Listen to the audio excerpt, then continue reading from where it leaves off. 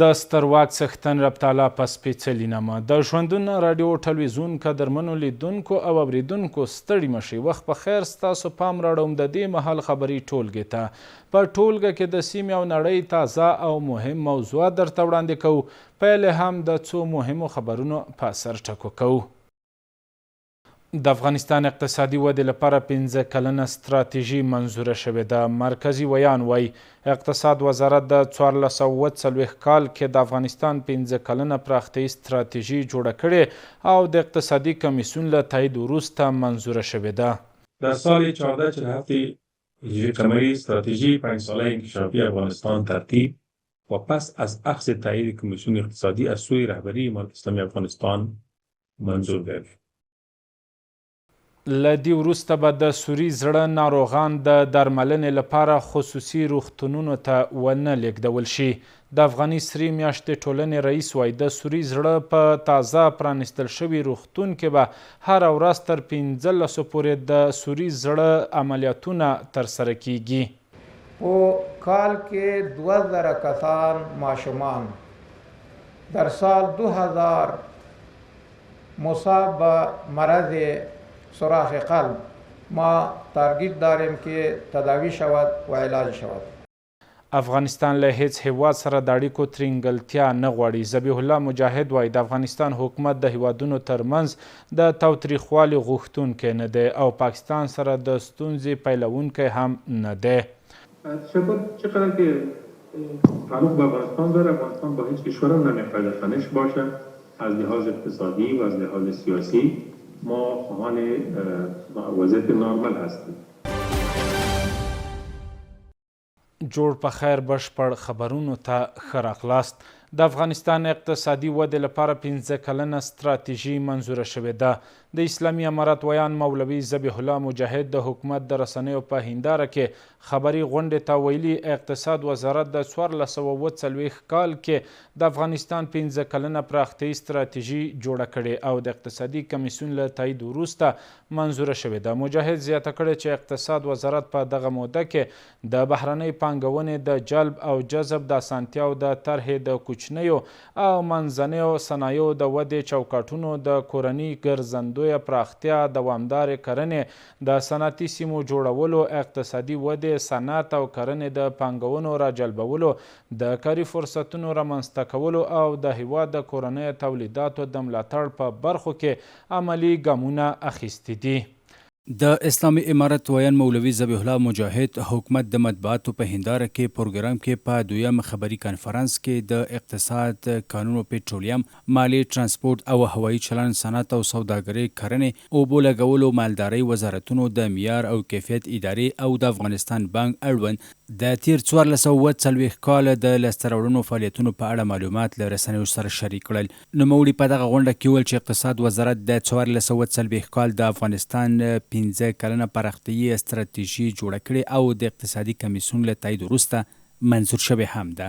در سال 1447 هجری قمری استراتژی 5 ساله انکشافی افغانستان ترتیب و پس از اخذ تایید کمیسیون اقتصادی از سوی رهبری امارت اسلامی افغانستان منظور گردید. این استراتژی دارای 3 رکن و 15 برنامه دارای اولویت‌ها بوده که برای تحقق اهداف انکشافی کشور مانند حکومتداری خوب و حاکمیت قانون، امنیت و نظم عامه و توسعه اقتصادی و اجتماعی ترتیب شده. ښاغلي مجاهد زیاته کړه چې اقتصاد وزارت په دغه موده کې د بهرنۍ پانګونې د جلب او جذب د اسانتیاو د طرحې د کوچنیو او منځنیو صنایعو د ودې چوکاټونو د کورني ګرځندوی پراختیا، دوامداره کرنې، د صنعتي سیمو جوړولو، اقتصادي ودې، صنعت او کرنې د پانګونو راجلبولو، د کاري فرصتونو رامنځته کولو او د هیواد د کورنیو تولیداتو د ملاتړ په برخو کې عملي ګامونه پورته کړي دي. در سال 1447 هجری قمری وزارت اقتصاد با ترتیب طرح تسهیل جلب و جذب سرمایه‌گذاری مستقیم خارجی، چارچوب‌های رشد صنایع کوچک و متوسط، رشد گردشگری بومی، زراعت پایدار، ایجاد مناطق صنعتی، رشد اقتصادی، صنعت و زراعت، جلب سرمایه‌گذاری‌ها، ایجاد فرصت‌های شغلی، کاهش وابستگی به واردات و حمایت از تولیدات داخلی کشور گام‌های عملی برداشته است. د اسلامي امارت ویان دغه راز زیاته کړه چې د سوداګرو لپاره د لا زیاتو اسانتیاوو د برابرولو او د ګمرکي پروسو د ښه والي په موخه مالي وزارت د هیواد په ګمرکونو کې لسګونه پراختیایي پروژې پلي کړي دي. دغه راز نوموړي زیاته کړه چې په تیر هجري قمري کال کې د هیواد د لوی ګمرکونو فعالیتونه څلېرې ساعته شوي او په ټول هیواد کې پر ګمرکونو څارنه په دوامداره توګه ترسره کیږي. فعالیت گمرکات بزرگ کشور به طور 24 ساعته تنظیم و سیستم ایسیکودا به طور 24 ساعته فعال گردیده است. همچنان طی همین مدت و مشکلات تاجران به اسرع وقت رسیدگی شده، از امور گمرکات کشور به صورت مداوم نظارت به عمل آمده و در بخش ساده‌سازی پروسه‌های گمرکی تلاش‌های مثمر انجام شده و نیز در شاهراه‌های کشور از قاچاق اموال تا حد ممکن جلوگیری به عمل آمده است. همدارنګه نوموړي وویل چې اوس مهال افغانستان په 300 ډوله کورنۍ تولیداتو کې ځان بسیاینې ته رسېدلی او په شاوخوا 100 کورنۍ تولیداتو کې د نیمه ځان بسیاینې کچې ته رسېدلی دی. ښاغلي مجاهد زیاته کړه چې په دغه موده کې د افغانستان د ټولې سوداګرۍ ارزښت 14 میلیارده او 901 میلیون ډالرو ته رسېدلی، خو تر هغه یو کال وړاندې دغه اندازه 14 میلیارده او 4 میلیونه ډالره وه. په کابل کې د قلبي روغتون پرانیسته. د افغاني سرې میاشتې ټولنې رئیس وایي چې د دغه روغتون په پرانیستې سره به په کلني ډول تر 2000 پورې د زړه ناروغانو عملیاتونه ترسره شي. نوموړی وایي چې هر کال یوازې د سوري زړه د ناروغانو لپاره تر 350 میلیونو افغانیو پورې تخصیص کېدلې. د ریاست الوزرا اداري مرستیال وایي چې اسلامي امارت به له شته ټولو امکاناتو څخه په ګټې اخیستنې د سوري زړه د ناروغانو درملنه وکړي. په دغه پرانیست غونډه کې مسؤلین وایي چې په ټول هیواد کې شاوخوا د سوري زړه 14,000 ناروغان له سرې میاشتې ټولنې سره ثبت شوي دي. نن په کابل کې د افغاني سرې میاشتې ټولنې له لوري د ماشومانو د قلبي روغتون پرانیسته وشوه. په جوړه شوې غونډه کې د دې ټولنې عمومي رئیس شیخ شهاب الدین دلاور وایي چې د یاد روغتون په پرانیستې سره به د مسلکي روغتیا پالانو او معیاري سیستم پر مټ به په کلني ډول د شاوخوا 2000 ناروغانو عملیاتونه ترسره شي.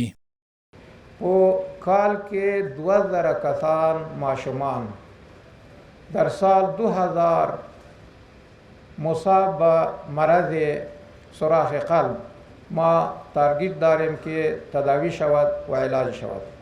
د دې نه مخکې ما تاسو ته عرض وکړ چې په داخلي روغتونونو کې او بهر ته لېږل کېدل.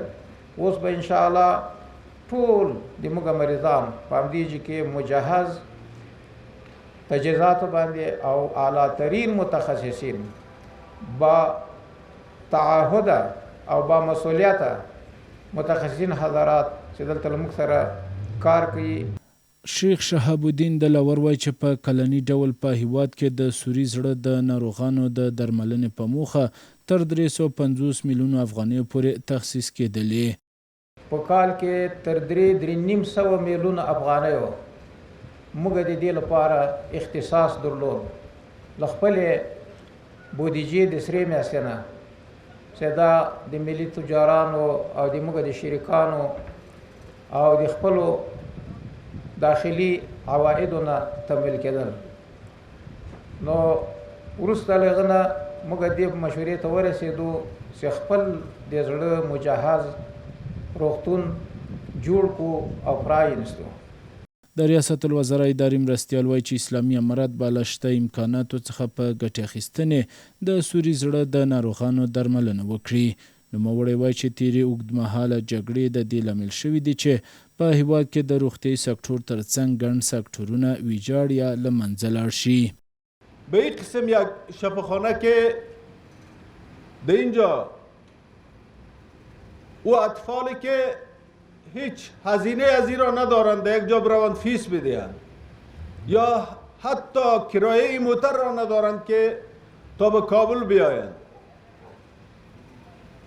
انشاءالله در آینده از طریق این شفاخانه انشاءالله در بخشای مختلف رسیدگی صورت میگیرد. انشاءالله امارت اسلامی افغانستان هر امکاناتی که در دست داشته باشد به خاطر حمایت شما، به خاطر تقویت شما و به خاطر تداوی و اطفال معصومی که به این مرض مبتلا هستند انشاءالله در کنار شما خواهد بود. د افغاني سرې میاشتې ټولنې مرستیال حافظ عزیز رحمان وایي چې اوس مهال له دوی سره په ټول هیواد کې شاوخوا 14,000 په سوري زړه اخته ناروغان ثبت دي چې په وینا یې کورنۍ د اقتصادي ستونزو له امله له درملنې عاجزې پاتې شوي دي. ولادي د زړه سوري ناروغي هر کال ګڼ شمېر افغان ماشومان اغېزمنوي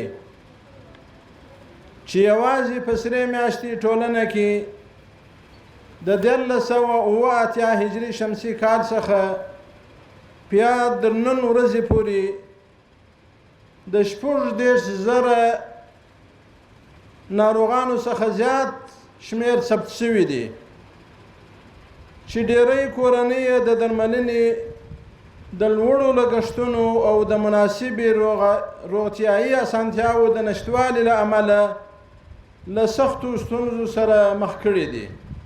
په ورته وخت کې د دغه روغتون رئیس وایي چې د زړه د ناروغانو یاد روغتون په معیاري او پرمختللو وسایلو سمبال دی او په ښه توګه به د ناروغانو درملنه وکړی شي.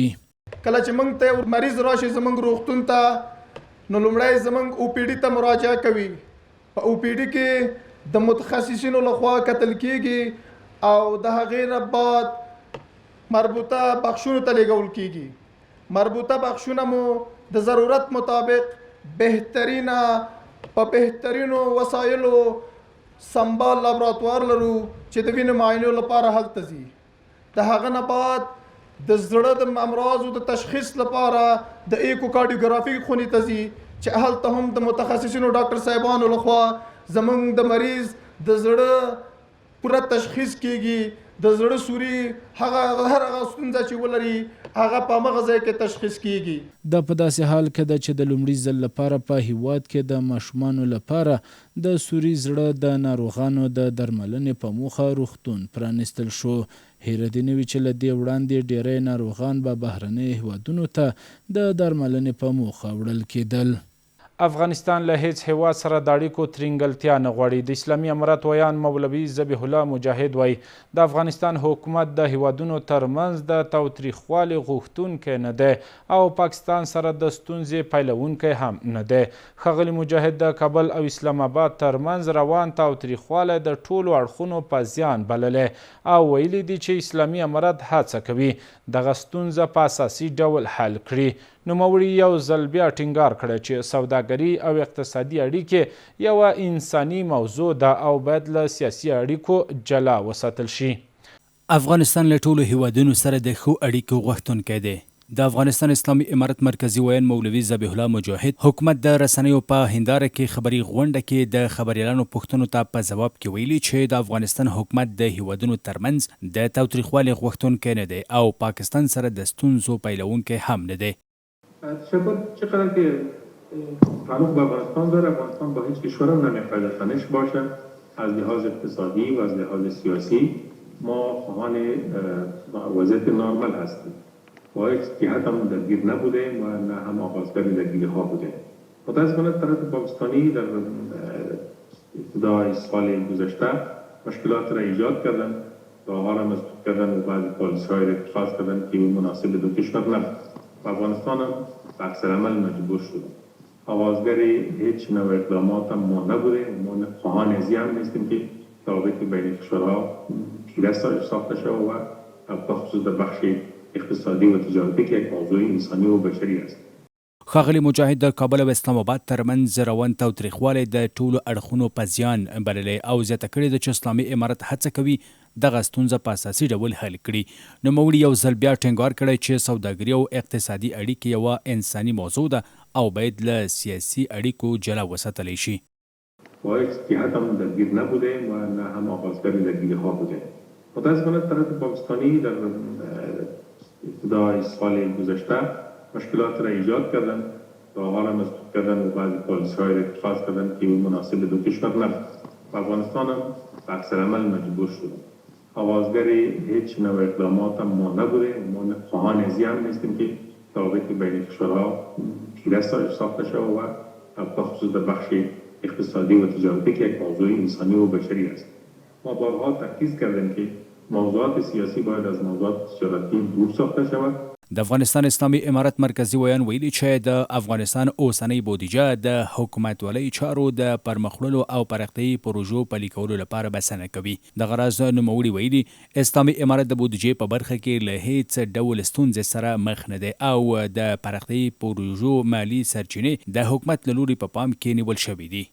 د ملي بودیجه موږ اطمینان ورکوو چې د افغانستان ملي بودیجه الحمدلله د حکومتدارۍ د چرخش د دوام لپاره کفایت کوي او د هغو پروژو لپاره هم چې اسلامي امارت تر کار لاندې نیولې دي د هغو د اکمال لپاره هم کفایت کوي او د ځینو ملحوظاتو له وجې دغه دقیق د بودیجې ارقام نشو ویلی ولې عموم کې دا اطمینان خپل ولس ته ورکوو او ملت ته ورکوو چې دا د افغانستان بودیجه د دې وړتیا لري چې هم د حکومتولۍ ټول چرخش چې موږ 1,400,000 رسمي مامورین لرو چې هغوی ټول ته معاشات خپل وخت رسي. هغه دغه څرګندونې داسې مهال کړي چې د کابل او اسلام آباد ترمنځ اوس مهال تر بل هر وخت رنګلې اړیکې شتون لري او د دواړو هیوادونو ترمنځ ځمکنۍ سوداګري له شاوخوا 10 میاشتو راهیسې په ټاپه ولاړه ده. د اقتصاد وزیر دین محمد حنیف د افغانستان لپاره د ناروې کمیټې له مشر سره په لیدنه کې د پراختیايي او بشري پروژو د پلي کېدو په برخه کې د اقتصاد وزارت او کورنیو او نړیوالو نادولتي بنسټونو ترمنځ د همغږۍ پر اهمیت ټینګار وکړ. حنیف ویلي د اقتصاد وزارت د ناروې کمیټې له پروژو ملاتړ کوي او د هغو د پلي کېدو په بهیر کې به همکاري ورسره وکړي. د افغانستان برېښنا شرکت اجرایوي رئیس ملا عبدالحق همکار ازبکستان ته د خپل سفر پر مهال د دغه هیواد د انرژۍ وزارت له لومړي مرستیال امید محمد امینوف سره د انرژۍ په برخه کې د ستراتیژیکو همکاریو د پراختیا په اړه خبرې کړي دي. د برېښنا شرکت ویان وایي په دې لیدنه کې ازبکستاني لوري د افغانستان د انرژۍ د پراختیا لپاره د یوې هر اړخیزې 15 کلنې طرحې د چمتو کولو خبر ورکړی. د ویان په خبره په دغه ناسته کې دواړو لورو د انرژۍ برخه کې د تخنیکي همکاریو پر پراختیا د ظرفیتونو لوړولو او د ګډو پروژو پر پلي کېدو ټینګار وکړ. د افغانستان او ازبکستان ترمنځ د انرژۍ ستراتیژیکو همکاریو د پراختیا په موخه ناسته شوې ده. افغانستان برېښنا شرکت ویان خبر ورکړی چې د یاد شرکت عمومي اجرایوي رئیس ملا عبدالحق همکار په مشرۍ او مل پلاوي د ازبکستان جمهوریت د انرژۍ وزارت له لومړي مرستیال سره لیدنه کې د برېښنا تولید د لیږد او ویش شبکو د پراختیا، تخنیکی ظرفیتونو لوړولو، د انجنیرۍ او ډیزاین په برخو کې د همکاریو د ځیرکو برېښنایي میټرونو، د انرژۍ اوږدمهاله پلان جوړونې او د افغانستان برېښنا سکتور د عصري کولو په اړه خبرې وشوې. د افغانستان او ازبکستان ترمنځ د انرژۍ ستراتیژیکو همکاریو د پراختیا په موخه مهمه غونډه ترسره شوه. د افغانستان برېښنا شرکت عمومي اجرایوي رئیس الحاج ملا عبدالحق همکار په مشرۍ او مل پلاوي د ازبکستان جمهوریت د انرژۍ وزارت له لومړي مرستیال امید محمد امینوف او د دغه هیواد اړوندو تخنیکی او انجنیری ادارو سره مهمه غونډه ترسره کړه. یاده غونډه کې په ازبکستان کې د افغانستان سفیر ښاغلي شیخ مولوي عبدالغفار بحر هم ګډون کړی وو. نوموړي د دواړو هیوادونو ترمنځ د اړیکو د لا پیاوړتیا، متقابل همکاري او د انرژۍ په برخه کې د ګډو همکاریو پر پراختیا ټینګار وکړ. غونډه کې د برېښنا تولید، لیږد او ویش شبکو د پراختیا، تخنیکی ظرفیتونو لوړولو، د انجنیرۍ او ډیزاین په برخو کې د همکاریو، د ځیرکو برېښنا میټرونو، سمارټ میټرینګ، د انرژۍ اوږدمهاله پلان جوړونې او د افغانستان برېښنا سکتور د عصري کولو په اړه خبرې وشوې.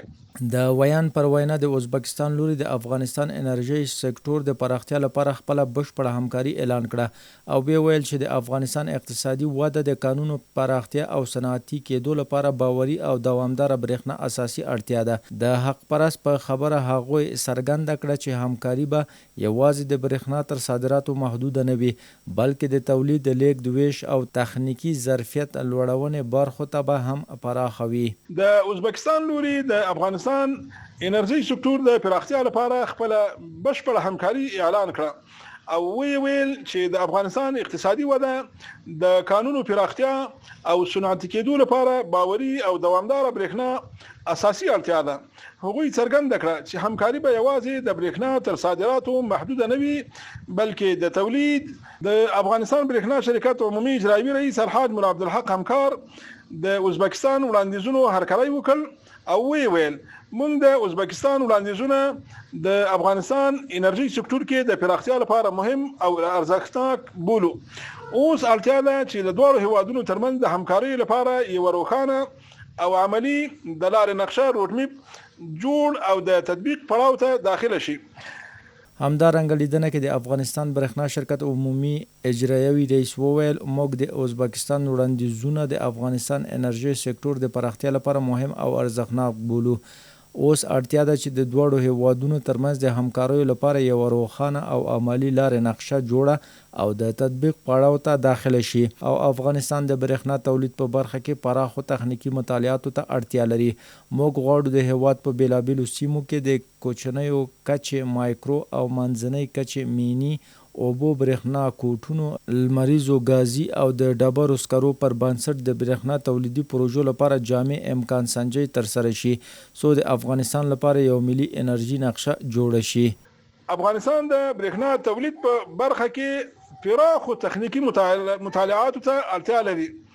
موږ غواړو د هیواد په بیلابیلو سیمو کې د کوچني کچې مایکرو او منځني کچې اوبو برېښنا کوټونو لمریزو ګازي او ډبرو سکرو پر بنسټ د برېښنا تولید پروژو لپاره جامع امکان سنجي ترسره شي څو د افغانستان لپاره یو ملي انرژي نقشه جوړه شي. زموږ هدف یوازې د برېښنا واردول نه دي بلکې غواړو د افغانستان د تولید لیږد او ویش ظرفیتونه پیاوړي شي. د انجنیري ډیزاین تولید عملیاتو او ساتنې په برخو کې تخنیکی همکاري او د ظرفیت لوړونه زموږ اساسي اړتیا ده. که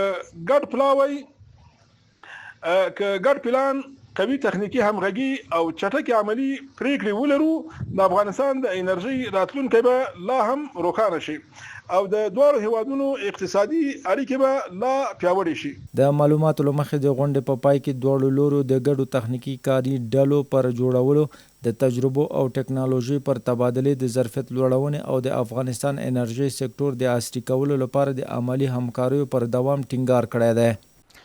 د ښاري اوبو رسولو او فاضلابو اماراتي شرکت وایي د اسلامي امارت له بیا واکمنېدو وروسته تر 1405 کال پورې 650,000 نورو هیوادوالو ته د څښاک پاکو اوبو د لاسرسي زمینه برابره شوې ده.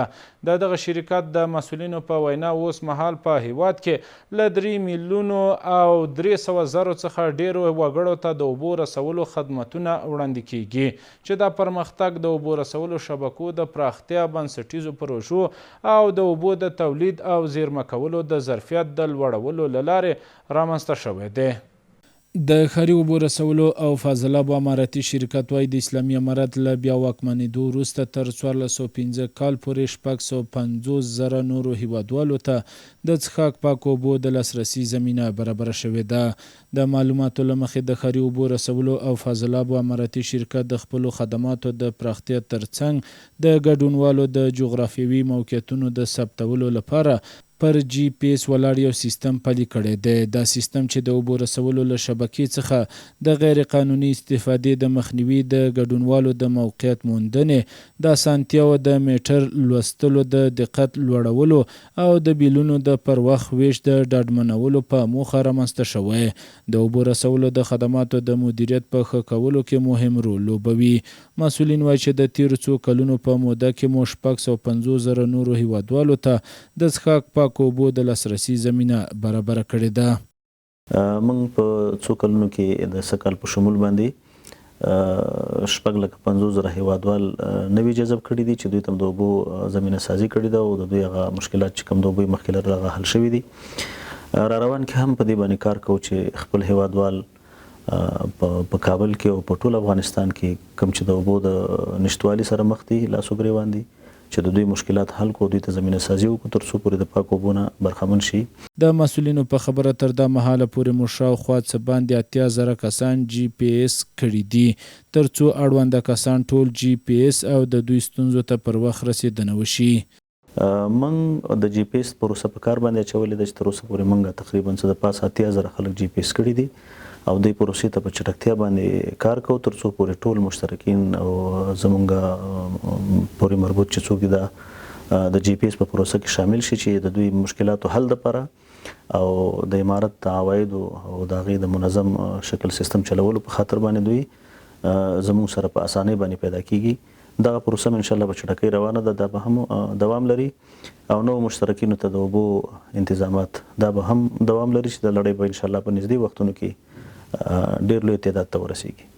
د ښاري اوبو رسولو او فاضله ابو اماراتي شرکت مسؤلین وایي د اوبو رسولو د پراختیا پروژې روانې دي. دغه شرکت هڅه کوي چې خپل شبکې پراخې کړي او د خدماتو ظرفیت لوړ کړي ترڅو ډیر شمیر ښاریان پاکو او خوندي اوبو ته لاسرسی ولري.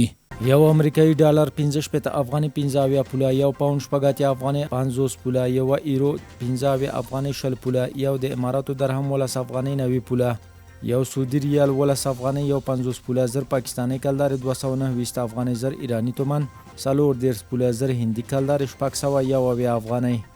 او دا هم د پلازمینې کابل په ګډون د هیواد د څو لویو ښارونو د هوا حالات.